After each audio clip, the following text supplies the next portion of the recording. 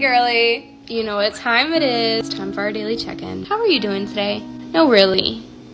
How are you actually doing? I know when you're going through some stuff, it's just easier to say I'm fine. It's easier to say I'm having a great day. But are you really having a great day?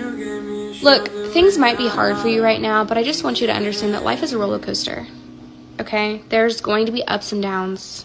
Always, no matter what. But I promise you, if you stay on the roller coaster, it's eventually got to go back up at some point. Giving up isn't really an option. You have to pick yourself back up. You have to keep going. What's the other option? Give up and then just let everything go, lose it all? That's not an option, baby. It's not an option. So stop even thinking that it's an option. What you need to do is you need to start surrounding yourself with positivity. You've got to start developing your mind. You have to start getting out of your house and going and doing things with your life. You're not even living life.